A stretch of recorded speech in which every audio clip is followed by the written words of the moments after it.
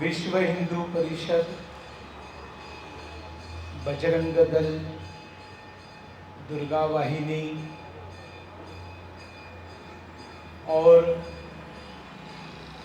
विश्व हिंदू परिषद की समरसता गतिविधि के माध्यम से आयोजित डॉक्टर बाबा साहेब अम्बेडकर जयंती के इस कार्यक्रम में मंच पर उपस्थित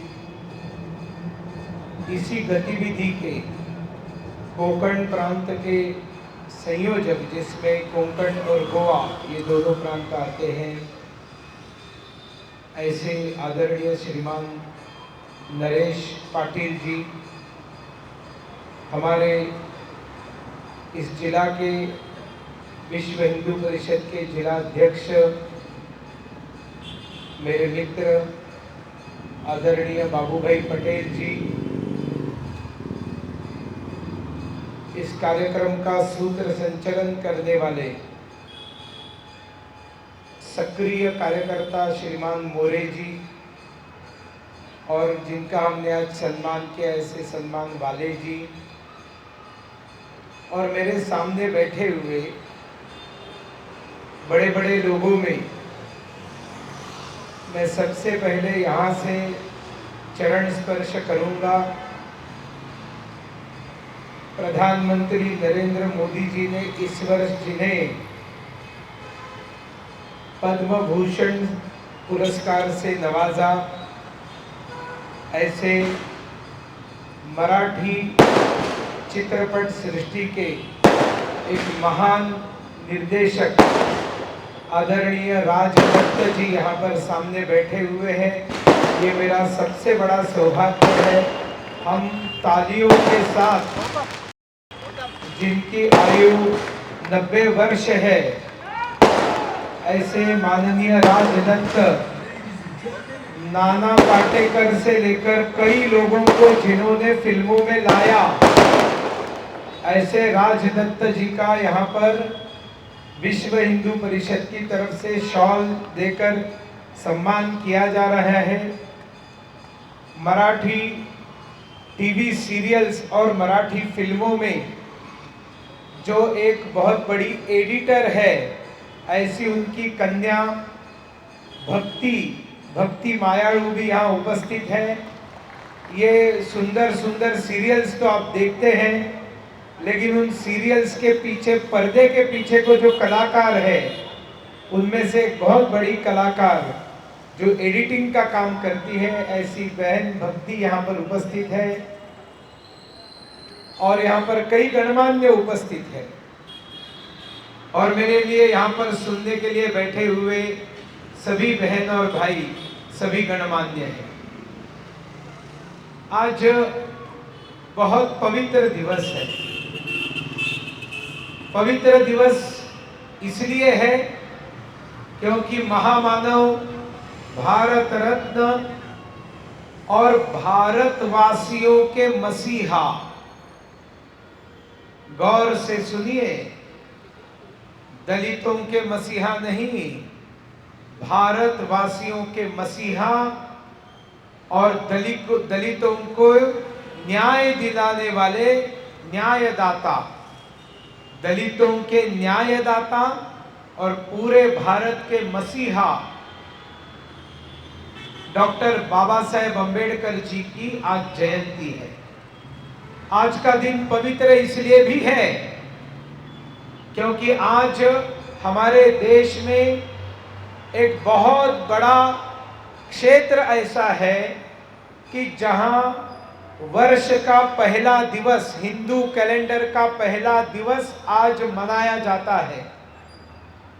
ओडिशा में मनाया जाता है, बंगाल में मनाया जाता है, पंजाब में मनाया जाता है, पूर्वोत्तर भारत की कई जनजातियां मनाती है, असमिया समाज मनाता है, और जैसे नॉर्थ ईस्ट में मनाते हैं वैसे पंजाब में मनाते हैं, और सुदूर केरला और तमिलनाडु, इन दोनों राज्यों में आज हिंदू नवीन वर्ष का पहला दिवस है। हम लोग महाराष्ट्र, गुजरात, मध्य प्रदेश, उत्तर भारत, बिहार, यहाँ पर ये दिन कुछ दिन पहले वर्ष प्रतिपदा को हमने इस दिन को मनाया और आज कुछ लोग मनाते हैं। ये चंद्र के अमावस के बाद में जो प्रतिपदा आती है हम सब लोग मनाते हैं, और पौर्णिमा के बाद जो अगला दिन आता है उसके प्रतिपदा से ये पहला वैशाख, वैशाख का पहला दिन करके हिंदू, दोनों प्रकार के हिंदू काल गणना के अनुसार नया दिन मनाते हैं। हमारे देश के सारे उत्सव ये साइंटिफिक है, विज्ञान के आधार पर हमारे पूर्वजों ने हमको दिए हैं। जब फसल कट के घर आती है और घर आई हुई फसल का जो आनंद मनाने का दिवस है वो आज का दिवस है। और इसलिए ये बात साबित करती है कि हमारा देश ये कृषि आधारित देश है। हमारे देश की इकोनॉमी ये कृषि आधारित इकोनॉमी है। इसलिए आज के दिन का महत्व हम सब लोगों ने समझ लेना चाहिए। साथियों, डॉक्टर बाबा साहेब अम्बेडकर जी की जयंती क्यों मनाना, किसने मनाना? तो ऐसे मान लो कि कुछ लोगों को ऐसी गलतफहमी हो गई है कि ये दिवस मनाने का मानो ठेका सिर्फ उनको देके रखा हुआ है, और सालों से डॉक्टर बाबा साहेब अम्बेडकर जी को हाईजैक करके लेने का काम उन लोगों ने किया है जिनको डॉक्टर बाबा साहेब अम्बेडकर जी ने स्वयं कहा था इनसे सावधान रहिए, इनका अगर योग्य वर्णन करना है तो वो वर्णन है हरे घास के अंदर हरा सांप, मतलब कम्युनिस्ट। इस देश के कम्युनिस्ट ऐसा दिखाते हैं कि जैसे डॉक्टर बाबा साहेब अम्बेडकर उनके गुरु है, उनके आइडियल है। और मान लीजिए डॉक्टर बाबा साहेब अम्बेडकर भी कम्युनिस्ट है। इस प्रकार से कम्युनिस्ट पार्टी देश भर में सिर्फ अम्बेडकर जयंती ही नहीं मनाती है, तो विविध प्रकार की ऑर्गेनाइजेशंस बनाकर दलित संगठनों के साथ मिलकर ये बताने की कोशिश करती है कि डॉक्टर बाबा साहेब अम्बेडकर ये केवल दलितों के मसीहा है।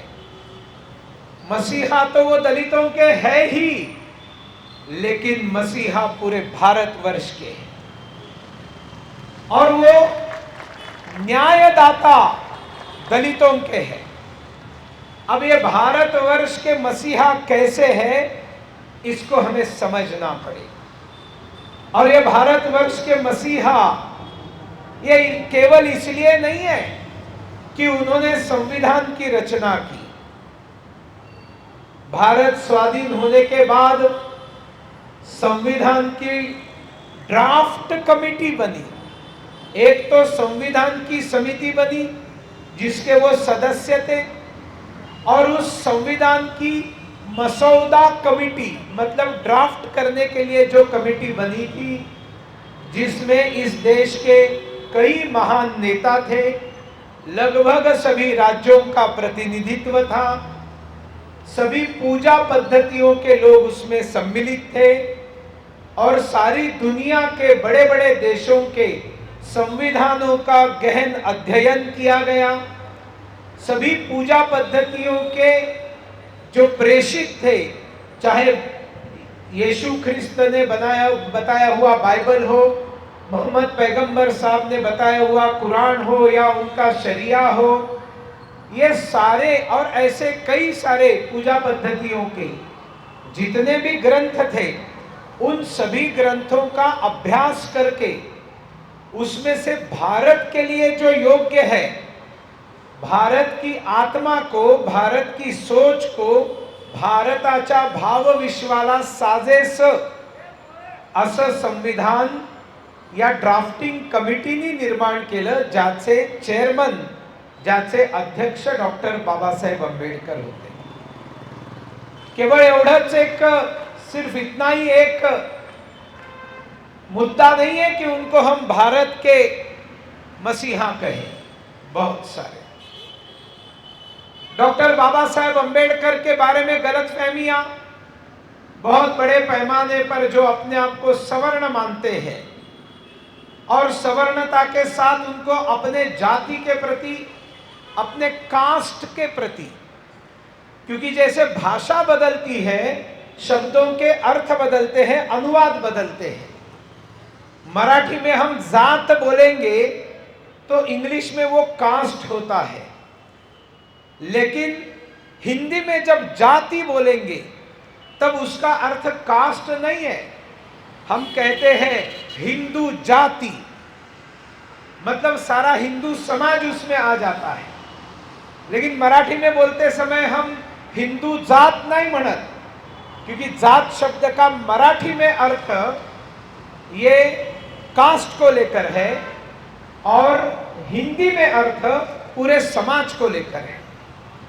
और इसलिए मैं कास्ट शब्द का उपयोग करूंगा कि जो अपर कास्ट या सवर्ण, और सवर्ण होने के बाद अपने अपने कास्ट का वृथा, अन्यथा, अनावश्यक जो बहुत ज्यादा गर्व करते हैं, गर्व करना ठीक है, अभिमान जिनके पास है। देखिए फिर गलत होती है शब्दों की।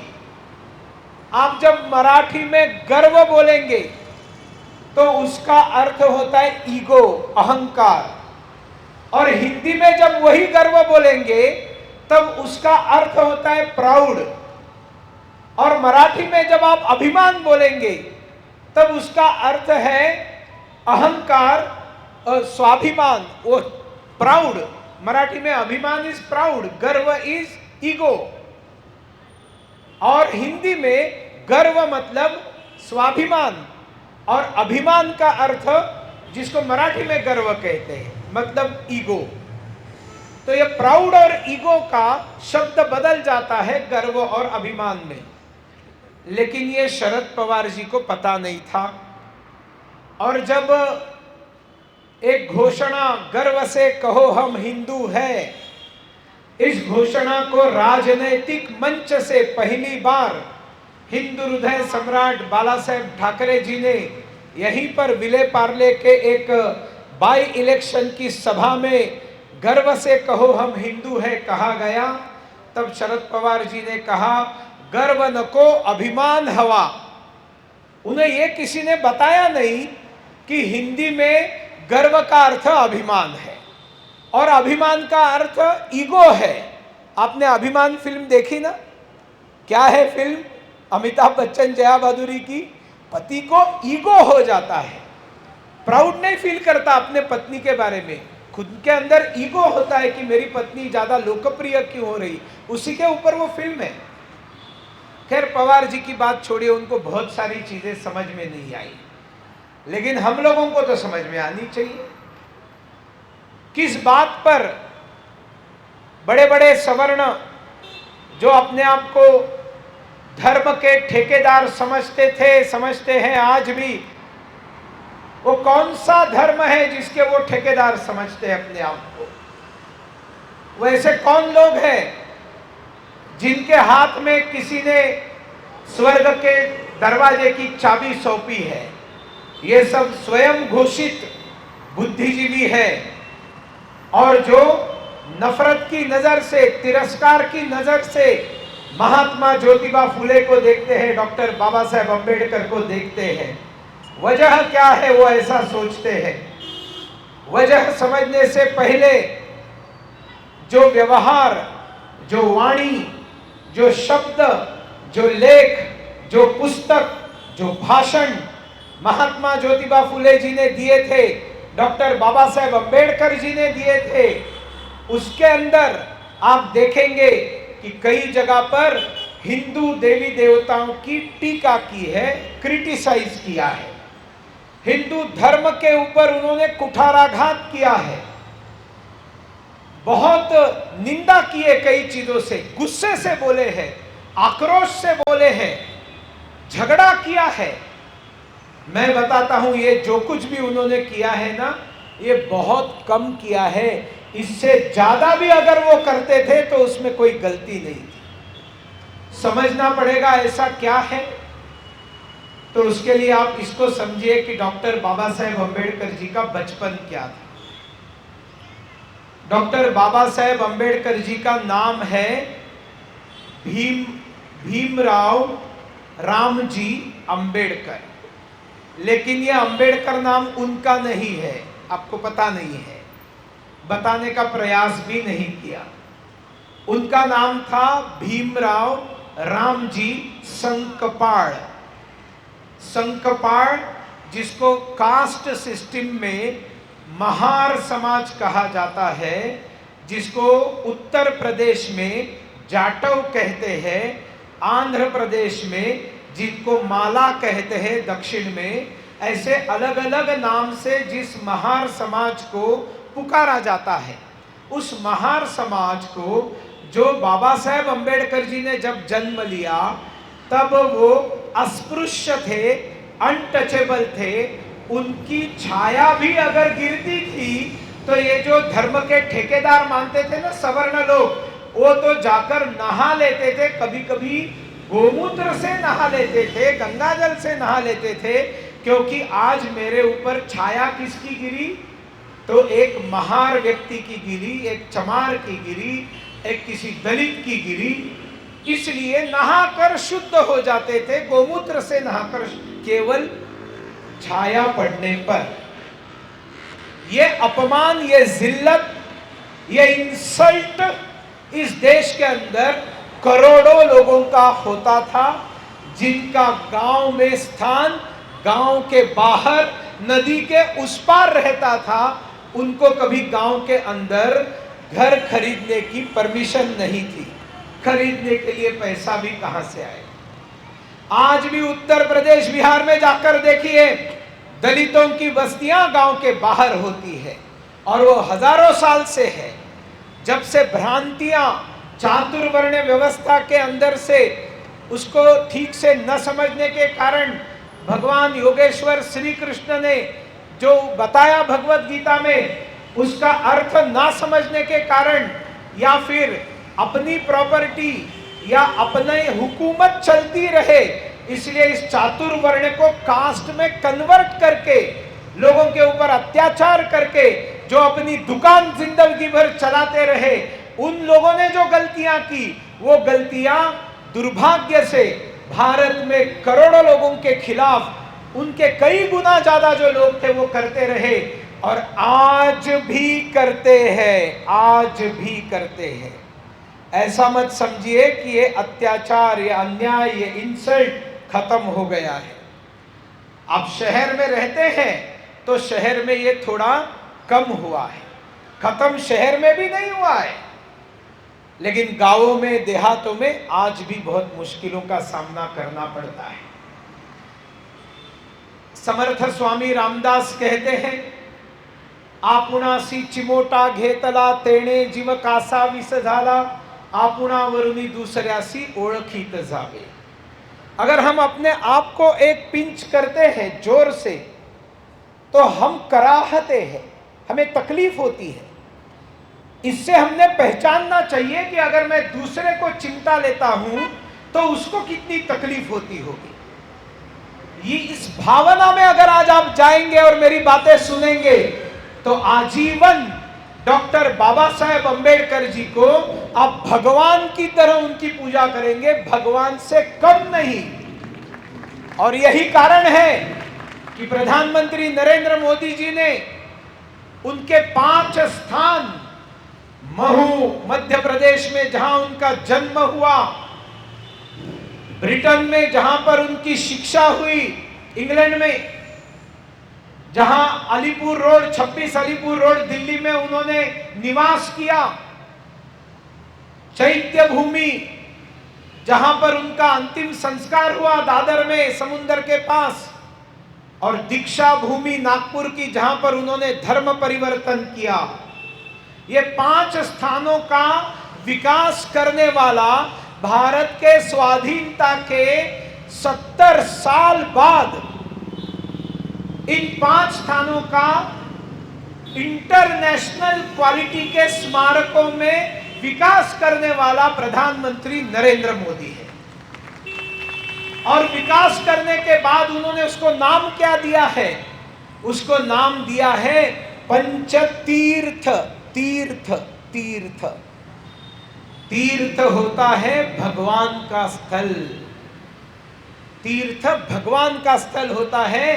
डॉक्टर बाबा साहेब अम्बेडकर जी के इन 5 स्थानों को मोदी जी ने पंचतीर्थ कहा, क्योंकि ये देवत्व प्राप्त व्यक्ति है, दैवी आशीर्वाद जिसको मिला है ऐसा व्यक्ति है, और इतने गुणों से भरा हुआ व्यक्ति है कि जिसकी आप कभी कल्पना ही नहीं कर सकते। जैसे स्वातंत्रवीर सावरकर के गुणों की आप कल्पना नहीं कर सकते।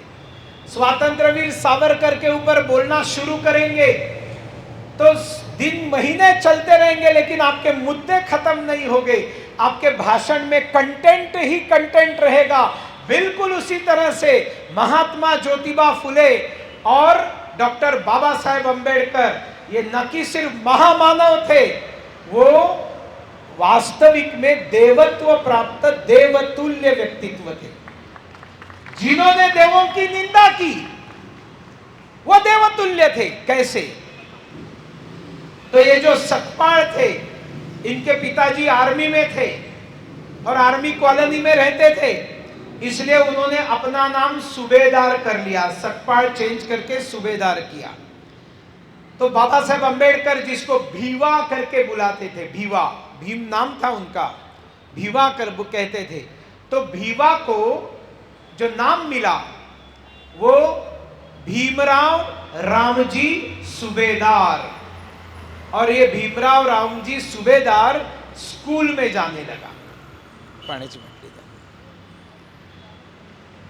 ये दलित का बच्चा स्कूल में कैसे जाने लगा? क्योंकि स्कूल में तो परमिशन ही नहीं थी पढ़ने की दलितों को। इसका कारण है,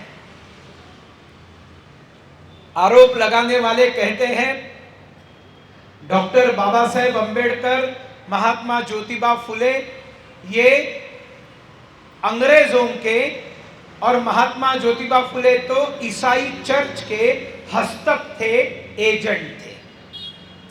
आपको इस बात को समझना पड़ेगा कि इनको ऐसे क्यों कहा जाता है। उन्होंने अनेक बार डॉक्टर बाबा साहेब अम्बेडकर जी ने और महात्मा ज्योतिबा फुले जी ने अंग्रेज सरकार का समर्थन किया है। क्यों समर्थन किया है? क्योंकि इस देश में जो कुरीतियां थी, इस देश में दलितों को जो अधिकार नकारे जाते थे, उन सभी अधिकारों को शुरू में देने का जो काम है वो अंग्रेज सरकार ने किया था। अंग्रेज सरकार ने उन्हें पढ़ने का अधिकार दिया।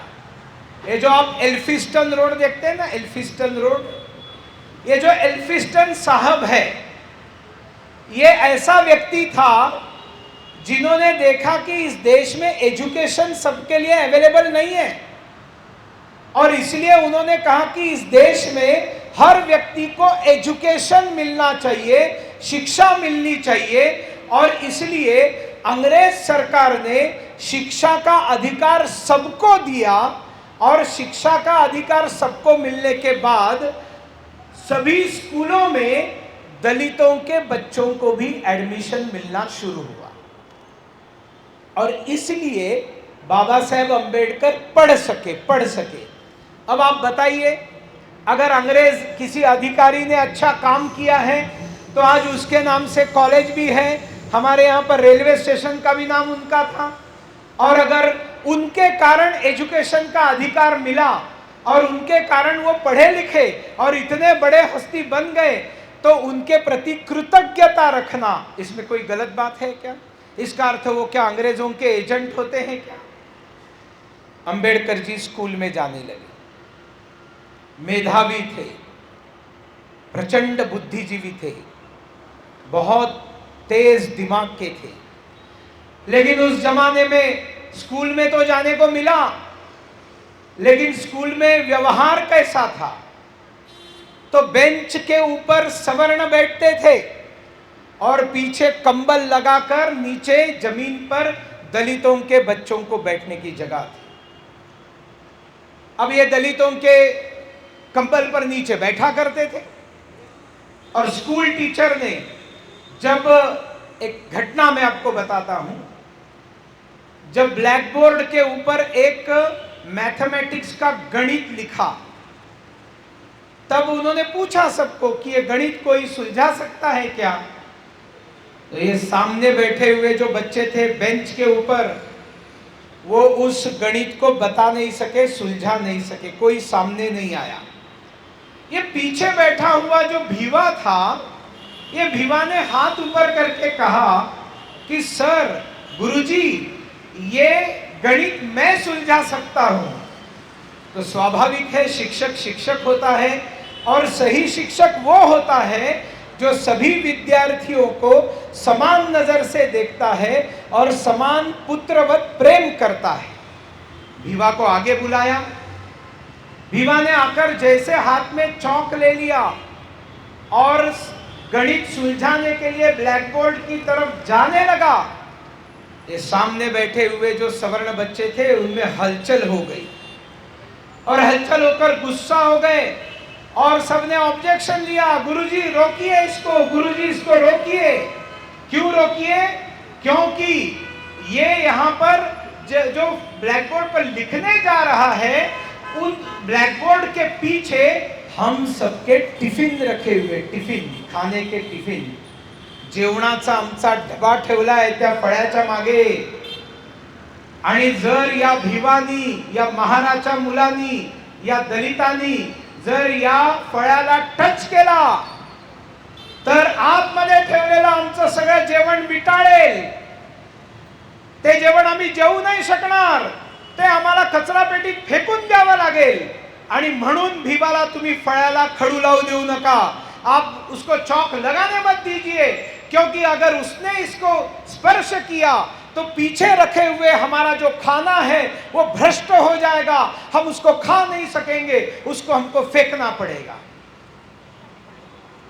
एक बार इस प्रसंग में अपने आप को इमेजिन कीजिए, अपने आप को, कि आपको लिखने नहीं दिया जा रहा क्योंकि उसके पीछे जो खाना रखा है वो भ्रष्ट होगा। वो लोग बता रहे हैं जो उस गणित को सुलझा नहीं पा रहे हैं, उसको बता रहे हैं जो उस गणित को सुलझा सकता है। यह अपमान और ऐसे कई अपमान। एक दोस्त के विवाह में गए थे, शादी में गए थे, जैसे शादी में गए थे और भोजन के लिए बैठे तो पीछे से आवाज आई, जो मरमरिंग बोलते, कुजबुज। पीछे से आवाज क्या आई? पीछे से आवाज आई, महार खूप माजलेत बघा, आमच्या बरोबर येऊन बसतायत जेवायला। कितना अपमान! जात के नाम पर लेकर, कास्ट के नाम को लेकर ये कितने उन्मत्त हो गए। देखो हमारे साथ आकर बैठकर खाना खा रहे, तुरंत वहां से उठकर चले गए, तुरंत चले गए वहां से।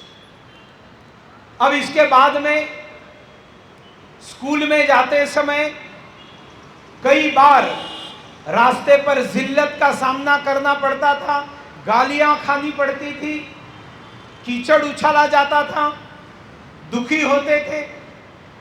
एक दिन स्कूल आते समय उनके पास छाता नहीं था और भयंकर भीग गए, पूरे भीग गए। दो महान शिक्षकों का ये सारा भारत ऋणी है, दो महान शिक्षकों का। एक शिक्षक का नाम था पेंडसे, जो ब्राह्मण थे, और दूसरे शिक्षक का नाम था अंबेडकर, जो ब्राह्मण थे। ये दोनों शिक्षकों का इस देश के ऊपर बहुत बड़ा उपकार है। ये उपकार क्यों है? क्योंकि उन्होंने सारे छात्रों को समान माना, उनकी जाति के पास नहीं देखा, सबको अपने बच्चों की तरह देखकर उनको व्यवहार दिया। जब भी कभी अपमान भीवा का हुआ, पेंडसे गुरुजी ने प्यार से भीवा को अपने पास लिया, गले लगाया और कहा, भीवा काळजी करू नकोस, तू मला मुलासारखा है, तू मेरे लिए बेटे जैसा है। और जिस दिन ये भीग कर आया अपने खुद के बेटे को साथ में दिया और बताया घर लेकर जा, और तुम्हारे लिए जो मैंने नया कपड़ा लाया है इसको बदन पोंछने दो, तुम्हारा नया कपड़ा उसको दे दो, उसको खाना खिलाओ और स्कूल में लेकर आ जाओ। और ये जो किस्सा मैंने आपको बताया, ये किस्सा अपने शिक्षक पेंडसे के नाम से डॉक्टर बाबा साहेब अंबेडकर ने अपने जीवन में कई सारे कार्यकर्ता सम्मेलन में बताया है। और ये किस्सा बताते समय भावना विवश हो गए डॉक्टर बाबा साहेब अंबेडकर अपने उस गुरु को याद करके, जिन्होंने समता का और अपनेपन का पाठ उनको पढ़ाया, उनको नहीं अपने बाकी छात्रों को भी पढ़ाया। उसी तरह से अंबेडकर। और जब ऐसे कई अनुभवों के बाद में मैट्रिक करना था, पिताजी का ट्रांसफर मुंबई हो गया, तो मुंबई में गिरगांव में रहते थे और घर में पढ़ने जैसी जगह नहीं थी, छोटा सा घर था, छोटा सा घर था। तो पढ़ने के लिए वो जो आप चरनी रोड स्टेशन क्रॉस करने के बाद रेल्वे लाईन को लगकर एक बगीचा है ना, शायद सखा पाटील उद्यान का काहीतरी नाव आहे त्याचं, तो उस उद्यान का पुराना नाम कुछ अलग था। उस उद्यान में जाकर पढ़ने के लिए बैठते थे क्योंकि वहां शांति मिलती थी। और वहां पर एक दूसरे कॉलेज के प्राचार्य या मुख्याध्यापक मॉर्निंग और इवनिंग वॉक करने के लिए आते थे। ये छोटा सा भीवा किताब लेकर पढ़ रहा है, उस उद्यान में लगे हुए बिजली के खंबे के नीचे बैठकर पढ़ रहा है। उसकी लगन देखकर उसको पूछा तुम्हारा नाम क्या है, उनको पता चला ये महार समाज का है। लेकिन उस मुख्याध्यापक ने, जो स्वयं, मुझे दुर्भाग्य से ये बार बार बताना पड़ रहा है कि वो भी सवर्ण था, उसने गले लगाया इस बच्चे को और बच्चे को बताया तुमको कितनी किताबें चाहिए पढ़ने के लिए मैं दूंगा। और स्कूल की किताबें उस सवर्ण दूसरे स्कूल के मुख्याध्यापक ने उनको दी। और जब मैट्रिक की परीक्षा भीमराव अंबेडकर अव्वल दर्जे से पास हो गए, पूरे स्कूल में पहले आए, 1 नंबर पर आए, तब एक बहुत बड़ा कार्यक्रम हुआ स्कूल का, गुणवंत विद्यार्थ्यांचा सत्कार। उसमें डॉक्टर बाबा साहेब अंबेडकर को सम्मानित करने के लिए उसी स्कूल के उसी मुख्याध्यापक को बुलाया था। और उनको पता था कि इस बच्चे को किताबों की लगन है। उस समय उन्होंने भीवा को भगवान गौतम बुद्ध का चरित्र भेंट दिया और वहां पर डॉक्टर अंबेडकर जी का भगवान गौतम बुद्ध के साथ परिचय हुआ इन क्लास 10। पुस्तक मिला तो पढ़ के खत्म, और पढ़ के खत्म हो गया। जो प्रभाव महात्मा गौतम बुद्ध का डॉक्टर बाबा साहेब अंबेडकर पर पड़ा बचपन में, उसका परिणाम, उसका परिपाक था जो उन्होंने सभी दलितों को बुद्धिस्ट पंथ में वो लेकर गए, बुद्ध धर्म में लेकर गए। लेकिन उनके स्कूल के खुद के टीचर ने अगले एजुकेशन के लिए सयाजीराव गायकवाड़, जो महाराजा थे बड़ौदा के, उनसे बात की कि आप इसको स्कॉलरशिप दो, ये पढ़ना चाहता है। तो पहले प्राथमिक कॉलेज का एजुकेशन जो किया सयाजीराव गायकवाड़, जो बड़ौदा के महाराजा, अगेन एक सवर्ण, फिर एक बार एक सवर्ण जो डॉक्टर बाबा साहेब अंबेडकर को पढ़ाता है। उसके बाद में विदेश जाना है, न्यूयॉर्क जाना है, बाद में कोलंबिया जाना है, पैसा नहीं है। फिर एक बार सयाजीराव गायकवाड़ ने उनको वहां भेजा। 4 बच्चों को वो शिष्यवृत्ति देते थे, स्कॉलरशिप देते थे गरीब बच्चों को। उसमें प्रायोरिटी बेसिस पर उन्होंने शिष्यवृत्ति डॉक्टर अंबेडकर को दी। वो शिष्यवृत्ति लेकर अमेरिका गए। अमेरिका में जाकर मेरे ख्याल में पहले वो साइंस ग्रेजुएट हुए और उन्होंने एक अलग ही चित्र देखा अमेरिका में। सब बच्चे बेंच पर समान बैठते हैं, किसी को कोई कास्ट नहीं पूछता, सभी के साथ समान व्यवहार होता है। टिफिन खाने के लिए सब लोग इकट्ठा बैठते हैं, एक दूसरे का टिफिन शेयर करते हैं। भीमराव के मन में विचार आया, ये मेरे देश में क्यों नहीं है जो यहां पर है, और सम्मान बढ़ गया उन देशों के प्रति जो ये करते थे। और उसके बाद में अव्वल दर्जे से वहां पर भी पास हो गए। कोलंबिया में भी वो फर्स्ट आई यूनिवर्सिटी में। लेकिन उस समय उनकी जो शिष्यवृत्ति थी 10 साल की, वो शिष्यवृत्ति खत्म हो गई। तो सयाजीराव गायकवाड़ के ऑफिस में काम करने वाले जो क्लर्क थे वो सवर्ण थे, और उनको जलन होती थी, ये हमारे राजा को क्या शौक चल रहा है, पागलपन हुआ है कि एक दलित के बच्चे को अमेरिका भेजा है शिष्यवृत्ति देकर।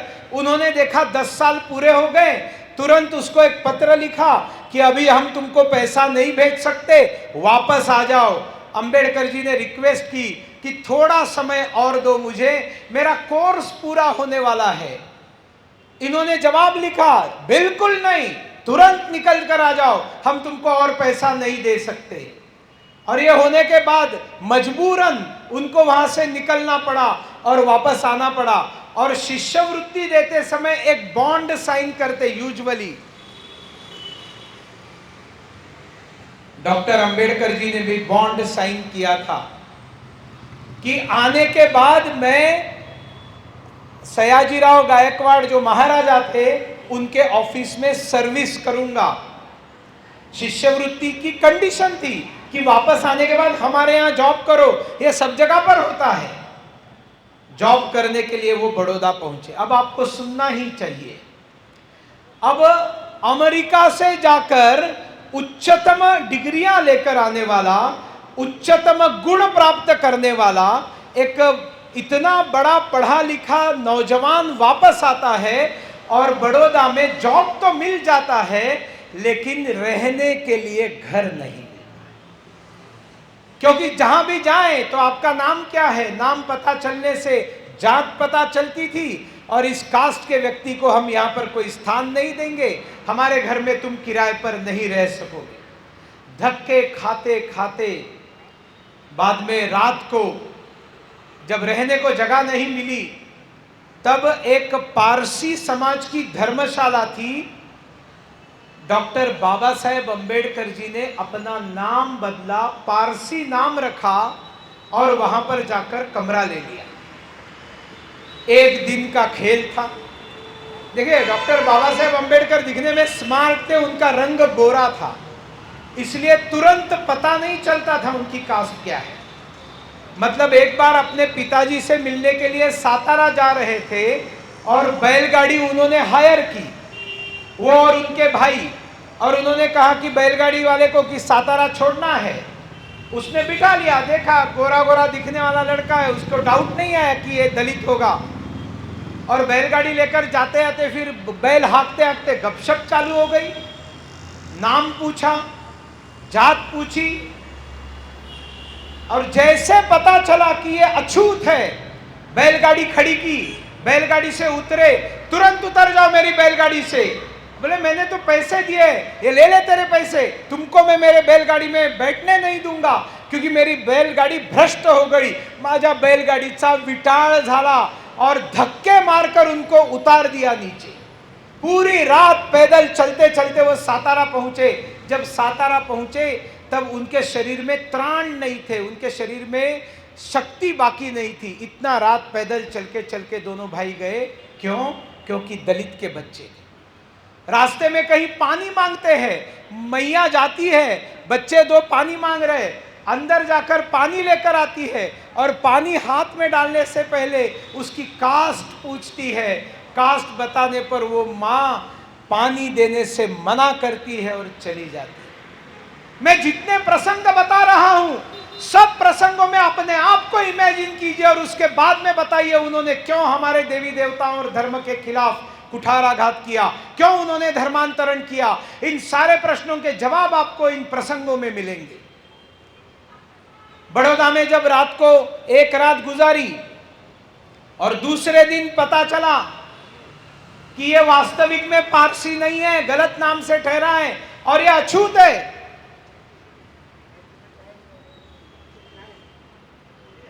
तो उस पारसी धर्मशाला के लोगों ने भी उनको कहा कि आप धर्मशाला खाली करो, आप धर्मशाला खाली करो। और वो साहेब तुम्ही सोडून द्या, त्यांनी तिकडनं ऐकू दे ना, काय समस्या आहे, प्रत्येकाने बसलं पाहिजे, काही जबरदस्ती आहे का, ऐकू दे ना तिकडे ना। तो ये उनको बताया कि आप निकाल डालो इनको। उसने कहा कि आज की रात तो मुझे रुकने दो, कल सुबह मैं चला जाता हूं।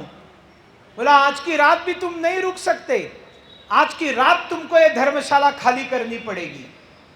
और जैसे बताया रात को धर्मशाला खाली करनी पड़ेगी, अपना सामान उठाया और बड़ौदा में सड़क पर आ गए। इधर उधर जगह ढूंढ रहे थे, अपन ज्याला पार म्हणतो, मतलब पेड़ के नीचे थोड़ा सीमेंट का एक कट्टा बनाते हैं, ऐसे एक जगह पर पूरी रात गुजारी। और उस रात को उनका दुर्भाग्य था कि रात को भयंकर बरसात हो गई। अरे पूरी रात छोड़ो मेरे साथियों, आप लोग जाकर 2 घंटे बैठकर दिखाइए, पूरी रात तो छोड़िए, 2 घंटे किसी पेड़ के नीचे बरसात में, और कैसी अवस्था में, अपमानित अवस्था में मुझे निकाल दिया गया है। क्यों? मेरी कास्ट महार है, मैं दलित हूं, मैं अछूता हूं। काम करते रहे, ऑफिस में काम करते रहे, क्योंकि उनका पद बहुत बड़ा था, उनकी पोस्ट बहुत बड़ी थी, क्योंकि वो ग्रेजुएट थे, विदेश से पढ़कर आए थे। लेकिन ऑफिस का तमाशा क्या है, ऑफिस में उनके कमरे में न पानी भेजा जाता था, मांगने पर भी चाय वाला अंदर नहीं आता था। वो चाय वाला किटली लेकर हर कमरे में जाकर चाय देता था। इस ऑफिसर के कमरे में चाय नहीं जाती थी, क्योंकि वो अछूत है। उनके दरवाजे पर जो सिपाही था, प्यून, वो सवर्ण था, उसका साहब दलित था, अस्पृश्य था, अनटचेबल था। अब ये जो प्यून है, इसको तो फाइल देने का काम पड़ता था ना, तो वो फाइल अपने हाथ में लेकर दरवाजे पर खड़ा रहता था और दरवाजे पर फाइल ऐसे उनके टेबल पर फेंक देता था। इसका एजुकेशन 10th भी नहीं है, और ये अमेरिका से ग्रेजुएशन करके आया हुआ एक महान एक विद्यार्थी है, एक पढ़ा लिखा जवान है, ऑफिसर। जिल्लत जिल्लत जिल्लत, अपमान अपमान अपमान। और आखिर में फिर एक बार उनकी केस चलती रही उनके ऊपर। उनका जब वो छोड़कर चले गए, वो बोले मैं इस जिल्लत में रह नहीं सकता, मुंबई आ गए। मुंबई आने के बाद वो कुछ दिन शेयर ब्रोकर बने। उसके बाद कुछ दिन ये बाटली बॉय कंपनी है ना, उस बाटली बॉय कंपनी के कोचिंग क्लासेस थे। उस जमाने में भी कोचिंग क्लासेस हुआ करते थे। उस कोचिंग क्लास में टीचर भी रहे। अलग अलग काम उन्होंने किए अपना चरितार्थ चलाने के लिए, अपना पेट पालने के लिए। और ऐसे समय में बड़ौदा के क्लर्क्स ने उनके खिलाफ एक जांच चालू की कि आपने 10 साल शिष्यवृत्ति तो ली है, लेकिन उसका जो है आपने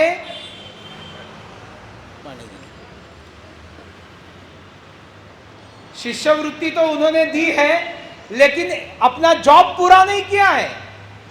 जो यहां पर रहकर 5 साल नौकरी करनी थी, वो नौकरी नहीं की है उन्होंने, और इसलिए उन्होंने तुरंत वापस आना चाहिए।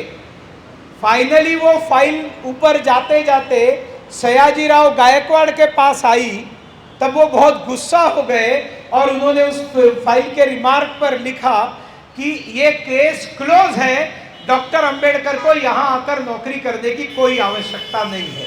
ये सयाजीराव गायकवाड़ थे। साथियों, ऐसे अगर मैं सारी कहानियां बताना चालू करूं तो यहाँ पर बहुत सारी चीजें ऐसी, मतलब ये सारा चरित्र एक बहुत लंबा चरित्र, लेकिन जैसे उनको ये सारे अनुभव आए, खास करके रात को बरसात में बैठकर जब बाबा साहेब अंबेडकर पानी में भीग भीग कर रात गुजारे, उसी समय उन्होंने अपने जीवन में एक निर्णय लिया, अब मेरा सारा जीवन मेरे समाज के लिए मैं समर्पित करता हूं। इसके आगे मैं अगर जीऊंगा तो मेरे समाज के लिए, मेरे समाज को न्याय दिलाने के लिए, मेरे समाज को एजुकेशन दिलाने के लिए, मेरे समाज को अपमानों से बचाने के लिए मेरा सारा जीवन समर्पित होगा। इसलिए वो कुछ ना कुछ काम करते रहे, क्योंकि शादी हुई थी, रमाबाई जैसी एक महान महिला उनकी पत्नी थी, एक जो पढ़ी लिखी नहीं थी लेकिन बहुत समझदार और संस्कारित महिला थी। डॉक्टर बाबा साहेब अम्बेडकर का एक बहुत बड़ा सौभाग्य था कि उनको एक पत्नी ऐसे मिली, जिस पत्नी ने इस महामानव के जीवन के हर प्रसंग में उनका साथ दिया, उनको कभी डिमोरलाइज नहीं किया, उनकी हिम्मत बढ़ाने की कोशिश की। बाद में लंदन स्कूल ऑफ इकोनॉमिक्स में जाने की बात आई। डॉक्टर अंबेडकर जी को फिर शिष्यवृत्ति मिली, फिर फेलोशिप मिली और लंदन गए। और वहां पर जाकर जब वो पढ़ाई करना शुरू की, किताबें पढ़ने का शौक था और एक के पीछे एक किताबें खरीदते थे। किताबें खरीदने के लिए पैसे नहीं रहते थे। किताब लेने के बाद किताब 7 दिन में पढ़ ला, बड़ा बड़ा ग्रंथ है, पढ़कर खत्म हो गया, लेकिन भूख नहीं मिटी और किताबें चाहिए। तब किताबों की भूख पूरी करने के लिए शरीर के भूख को मारने का काम अंबेडकर ने किया। उन्होंने रात का भोजन बंद कर दिया, क्योंकि रात के भोजन से जो पैसा बचेगा उस पैसे से मैं किताब खरीदूंगा। और उसके बाद में तब भी जब रात का भोजन बंद करके उनकी पुस्तकों की प्यास खत्म नहीं हुई, पुस्तकों की भूख खत्म नहीं हुई, तब उन्होंने हफ्ते में 3 दिन पूरे दिन का उपवास करना चालू किया। हफ्ते में 3 दिन पैसा बचने लगा, दोपहर के भोजन का किताबें खरीदने के लिए लगाए। आप मुझे ऐसे जरा उदाहरण निकालकर दिखाइए महापुरुषों में कि जिन्होंने इतना परमोच्च कोटि का त्याग केवल किताबें पढ़ने के लिए किया है।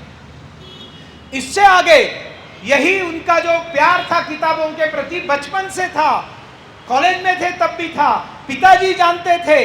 और बहन की जब शादी हो गई बाबा साहेब अम्बेडकर जी के, उसके बाद में जब उनका पेंशन खत्म हो गया किताबें दे देकर, लेकिन बेटे को और किताबें चाहिए थी, तो अपने बेटी के ससुराल गए रामजी अम्बेडकर, रामजी सूबेदार, और बेटी को कहते, बेटी मैंने तुमको दहेज में कुछ जेवर दिए हैं, उन जेवरों में से 1-2 जेवर मुझे देना, मैं साहूकार के पास रखकर कुछ पैसे लाऊंगा और उन पैसों से तेरे भाई के लिए किताबें खरीदूंगा, और बाद में जब समय आएगा मैं वो साहूकार से छुड़वा कर तेरे गहने तुमको लौटाऊंगा। उस बहन ने अपने गहने दिए। ऐसा महापुरुष दिखाइए मुझे दुनिया में, जो बाप अपना सारा पेंशन बच्चे के पढ़ाई के लिए लुटाता है, जो बहन अपने गहने गिरवी रखती है, और जो स्वयं व्रत रख रख कर भूखे रह रहकर ज्ञान की भूख मिटाने का काम करता है। डॉक्टर बाबा साहेब अम्बेडकर का जो भी आप पुतला देखते हैं, उस पुतले में उनके हाथ में एक पुस्तक रहता है। आपकी गलतफहमी होती है कि वो संविधान है, वो संविधान नहीं है, वो पुस्तक है। दुनिया का सबसे ज्यादा पुस्तकें पढ़ा हुआ 1 नंबर का कोई अगर व्यक्ति है तो डॉक्टर बाबा साहेब अम्बेडकर है। मेरे इस तर्क को कोई आकर झुठला कर दिखाए। इधर तक त्याग खत्म नहीं होता है।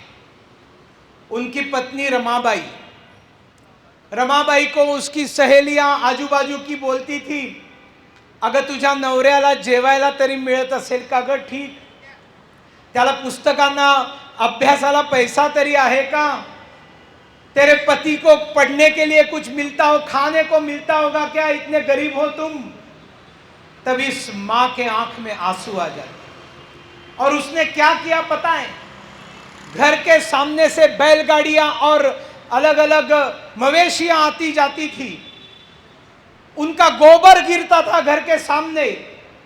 रमाबाई अम्बेडकर ने बाहर जाकर टोकरी लेकर रास्ते पर गिरा हुआ सारा गोबर उठाकर उसकी गोवरियां बनाकर उनको सुखाकर मार्केट में जाकर बेचकर पैसा आने के बाद मनी ऑर्डर देकर अपने पति को किताबें खरीदने के लिए भेजा है। ऐसी मां ढूंढ कर दिखाई। और जब लंदन स्कूल ऑफ इकोनॉमिक्स और वहाँ से कैम्ब्रिज से बैरिस्टर बनकर आने के बाद अपने समाज के लिए उन्होंने आंदोलन चालू किए। उन्होंने उनके लिए नियतकालिक मासिक चालू किया और अलग अलग नाम से वो मासिक निकालते रहे। एक बहुत महान व्यक्ति जिसकी जानकारी आप सबको होनी ही चाहिए, जिन्होंने इनको ये न्यूज़पेपर छापने के लिए फंड्स दिए, पैसा दिया, और उस महापुरुष का नाम है राजर्षि शाहू जी महाराज। कोल्हापुर के राजा जो अपने ऑफिशियल डॉक्यूमेंट में अपने आप को हिंदू पदपातशाह कहते थे। हिंदू पदपातशाह क्योंकि शिवाजी महाराज के सारे लीगसी के अंदर उनकी लीगसी। और ऐसे हिंदू पदपातशाह राजर्षि शाहू महाराज को अंबेडकर जी की पूरी जानकारी थी। और एक बार जैसे उनको पता चला अंबेडकर जी वापस आ गए और वो किसी एक चौल में रहते, राजर्षि शाहू महाराज मुंबई आए बाबा साहेब अंबेडकर जी से मिलने के लिए। रास्ते से अंदर आधा किलोमीटर नहीं तो कम से कम 300 मीटर चल के जाने के बाद अंबेडकर का घर था, चौल सिस्टम थी सारी। तब शाहू जी महाराज गाड़ी में बैठे, उनका आदमी अंदर चला गया, बाबा साहेब अंबेडकर जी को मिला और बताया आपको मिलने के लिए शाहू जी महाराज आए हैं। बाबा साहेब पूछते कौन आया है? शाहू जी महाराज। फिर एक बार पूछते कौन आया है? शाहू जी महाराज आए हैं। दौड़कर अंबेडकर चले गए। अंबेडकर को गले मिले शाहू जी महाराज, उन्हें कोल्हापुर बुलाया और कोल्हापुर बुलाने के बाद अपने रथ में, अपने गाड़ी में जो ओपन जीप है उसमें बिठाया और पूरे कोल्हापुर में उनकी बारात निकाली, शोभा यात्रा निकाली, सब जगह से फूलों की वृष्टि हुई और उन्होंने दलितों का एक बहुत बड़ा सम्मेलन बुलाया। उस सम्मेलन का खर्चा किया। उस सम्मेलन में मंच पर गए शाहू जी महाराज और उन्होंने बताया कि दलित भाइयों बहनों, आज आपको आपका नेता मिल गया है। आपका नेता ये डॉक्टर बाबा साहेब अंबेडकर है। एक्नॉलेज किया, महाराजा ने एक्नॉलेज किया कि आपका नेता है। और यहां तक शाहू जी महाराज रुके नहीं। शाहू जी महाराज ने खुद का क्या परिचय दिया, सुनिए और बताइए लोगों को, अलग अलग प्रकार के आंदोलन करने वाले लोगों को बताइए। शाहू जी महाराज ने कहा ये डॉक्टर बाबा साहेब अंबेडकर ये नेता है और मैं इनका सचिव हूं, मैं इनका सेक्रेटरी हूं, मैं इनका सेक्रेटरी हूं। कितना बड़ा दिल लगता है इस चीज को। एक महाराजा कहता है मैं डॉक्टर अंबेडकर का सेक्रेटरी हूं। साथियों, बहुत सारी बातें हैं, बताने के लिए समय की मर्यादा है। अभी बहुत महत्वपूर्ण कुछ बातें बची है, मैं चाहूंगा आपको उसके बारे में बताऊं। पानी पीने का अधिकार नहीं था। जो तालाब थे, सार्वजनिक तालाब थे, वहां पर दलितों को पानी पीने का अधिकार नहीं था। तो महाड़ में चौदार तड़ कहते हैं ना, वो चौदार तड़ एक तालाब का नाम है। उसी के पास में इन्होंने जो संगठन स्थापन किया था डॉक्टर अंबेडकर जी ने, उसका अधिवेशन था। और कुछ ही दिन पहले मुंबई के कोर्ट ने ऑर्डर निकाली कि सभी सार्वजनिक पीने के पानी के जो स्थान है वो सबको वहां पानी पीने का अधिकार है, दलितों को भी है। देखिए ये सारी काम अंग्रेजों ने किए हैं, ये सारे काम अंग्रेजों ने किए कि उनको पानी पीने का वहां पर अधिकार है।